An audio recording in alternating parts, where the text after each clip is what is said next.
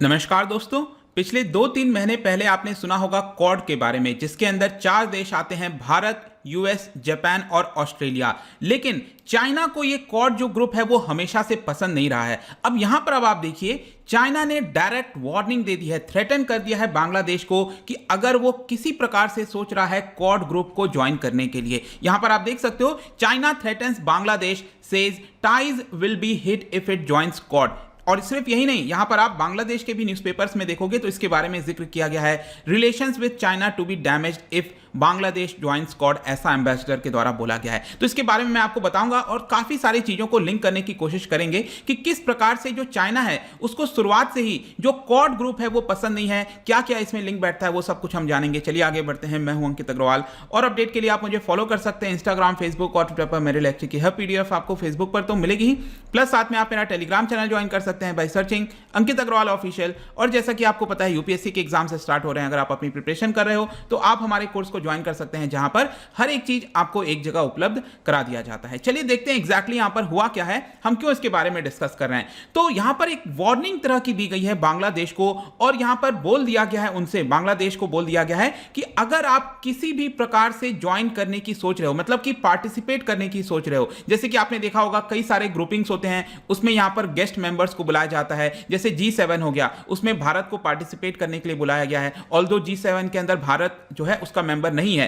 तो इसी प्रकार से यहां पर चाइना ने क्लियरली वार्निंग दे दी है बांग्लादेश को कि अगर आप किसी प्रकार से भी पार्टिसिपेट करने की सोच रहे हो क्वाड के अंदर, तो ये हमारे बायलैटरल टाइज के लिए अच्छा नहीं होगा। अब आप खुद सोचो, बांग्लादेश और चाइना के बीच में जो बायलैटरल टाइज हैं उसमें चाइना अगर वार्निंग देता है तो इसका इनडायरेक्ट संकेत किधर जाएगा कि चाइना जिस प्रकार की फंडिंग कर रहा है बांग्लादेश के ऊपर, एक तरह से उसको रोकने के लिए यहां पर वार्निंग दी जा रही है। जैसे कि लास्ट ईयर आपने सुना होगा $1 बिलियन की बात चल रही है, तीस्ता रिवर प्रोजेक्ट जो है उसके ऊपर निवेश करेगा चाइना, मतलब कि कई प्रकार की फंडिंग हो गई, पोर्ट का डेवलपमेंट हो गया। तो यहां पर जब चाइना वार्निंग दे रहा है, इसका संकेत यह होता है कि जो चाइना इन्वेस्टमेंट कर रहा है बांग्लादेश के अंदर, उसको वो चाइना रोक देगा। तो चलिए अब यहां पर देखते हैं एग्जैक्टली ये वार्निंग आई कहां से है। देखिए, कोई ऐसा तो है नहीं कि शी जिनपिंग एक दिन उठेंगे और यहां पर बोलना स्टार्ट कर देंगे हम आपको वार्निंग दे, ऐसे नहीं होता है। डिप्लोमेसी में आप देखोगे इनडायरेक्ट तरीके से किसी के तहत कहलवाया जाता है। तो जो चाइनीज एम्बेसडर हैं बांग्लादेश के अंदर, इनका नाम है ली जिमिंग। तो ली जिमिंग बांग्लादेश के अंदर चाइना की तरफ से रिप्रेजेंट करते हैं, एम्बेसडर हैं। तो वहां पर क्या हुआ, उन्होंने कई सारे जर्नलिस्ट को यहां पर मतलब उनको एड्रेस किया वर्चुअल माध्यम से, और यहां पर उसी पर्टिकुलर मीटिंग के अंदर जो एड्रेस कर रहे थे वो, उसमें उन्होंने बोला कि bilateral ties would be substantially damaged अगर बांग्लादेश किसी प्रकार की ग्रुपिंग में ज्वाइन करना चाहता है। We do not want any form of participation. मतलब आप खुद सोच के देखो, इतनी बड़ी वार्निंग इस तरह से दी जा रही है कि we do not want any form of participation, मतलब आप मिलो ही मत, किसी चीज से बातचीत ही मत करो, इस तरह के संकेत दिए गए हैं। Beijing sees the Quad as an anti China group, और इसका कारण क्या बताया गया है कि चाइना क्लियर तरीके से जो क्वाड है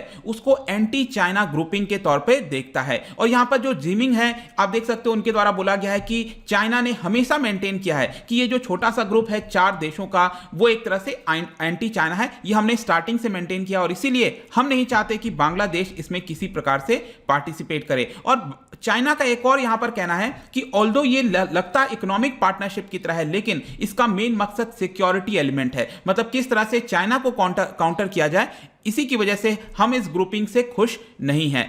और सिर्फ यही नहीं, यहां पर मैं आपको एक और चीज बताता हूं। पिछले हफ्ते क्या हुआ था, चाइनीज डिफेंस मिनिस्टर वो दौरे पर आए थे, बांग्लादेश भी गए थे, वो श्रीलंका भी गए थे। मैं श्रीलंका के बारे में भी आपको बताऊंगा आगे। लेकिन जब वो बांग्लादेश गए थे तो उन्होंने यहां पर जो उनकी प्राइम मिनिस्टर हैं शेख हसीना, उनकी सरकार को भी यहां पर इनडायरेक्ट तरीके से बोल दिया। एक ऑफिशियल रेड आउट किया गया था। अब आप देखो उन्होंने क्या बोला है, Chinese assertion against military alliance in South Asia would lead to hegemonism. तो हेजिमोनिज्म का तर्क बताया जा रहा है। बेसिकली उनका एक तरह से इशारा था कि साउथ एशिया के अंदर, अब आप खुद सोच के देखो, सबसे बड़ा देश कौन है। बड़ा सा मतलब ये नहीं है, हम ये नहीं कहते कि हम कोई बड़े हैं छोटे हैं, लेकिन हाँ एरिया वाइज वगैरह आप देखोगे मिलिट्री के पर्सपेक्टिव से, तो भारत, जाहिर सी बात है कि साउथ एशिया के अंदर भारत सबसे बड़ा देश है। तो यहां पर इनडायरेक्ट रेफरेंस भारत की तरफ ही दिया जा रहा था और एक तरह से बोला जा रहा था कि यहां पर जो क्वाड की ग्रुपिंग है वो एक तरह से हेजेमोनिज्म को क्रिएट करेगा, यहां पर और ज्यादा देशों के बीच में जो रिलेशन है वो खराब हो सकते हैं।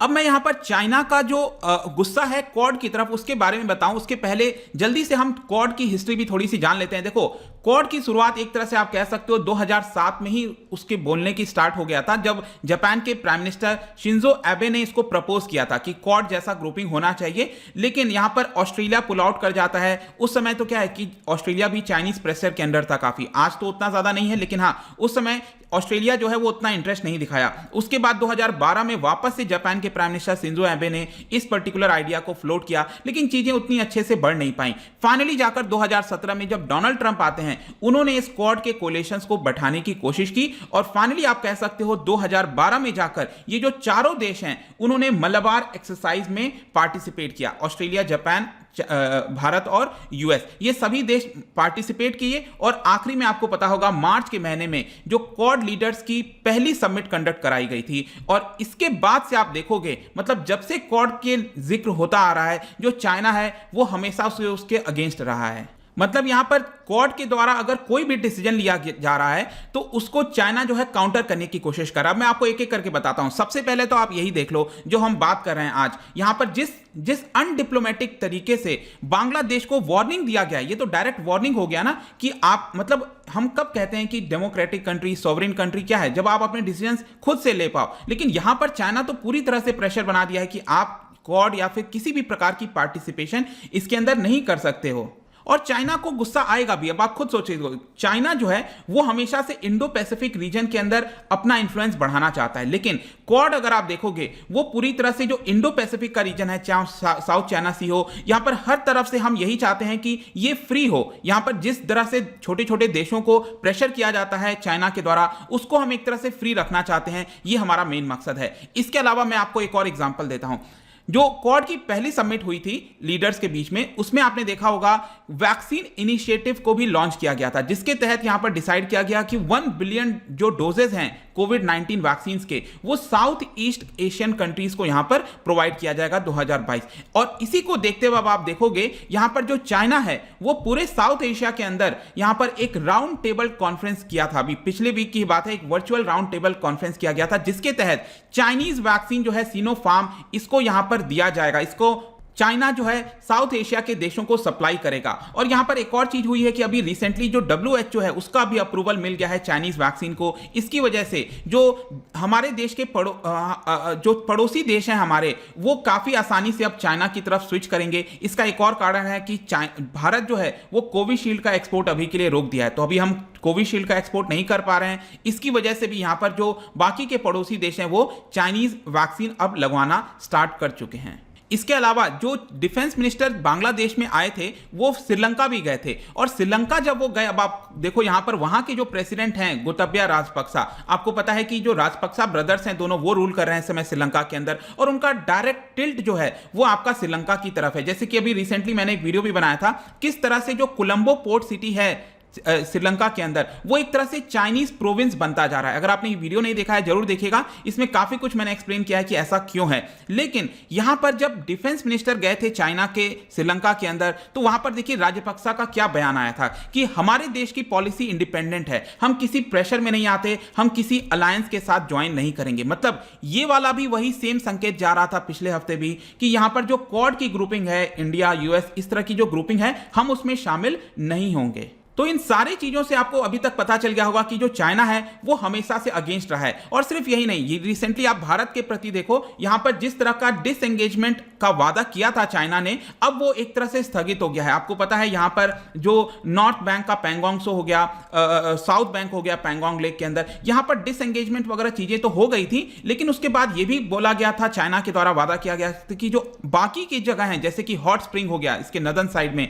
गोगरा पोस्ट है इसी के पास, इन सभी जगह से भी डिसएंगेजमेंट किया जाएगा। लेकिन चाइना जो है वो अब अपने प्रॉमिस से पीछे हट रहा है। तो इस तरह की लगातार आपको चाइना के द्वारा चीजें देखने को मिलेंगी। तो आई होप कि इस पूरे वीडियो के अंदर आपको समझ में आ गया होगा कि एग्जैक्टली जो चाइना है वो क्यों थ्रेटन करने की कोशिश कर रहा है बांग्लादेश को क्वाड के पर्सपेक्टिव से। जाने से पहले मैं आपके लिए क्वेश्चन लेकर आया हूं, क्योंकि अभी जस्ट मैंने आपसे मलबार एक्सरसाइज के बारे में जिक्र किया था कि आप मुझे इससे रिलेटेड 2 स्टेटमेंट है बता सकते हो इसका राइट आंसर। इसका जो सही उत्तर है आपको पता ही है, मेरे इंस्टाग्राम पर तो आपको मिलेगा ही।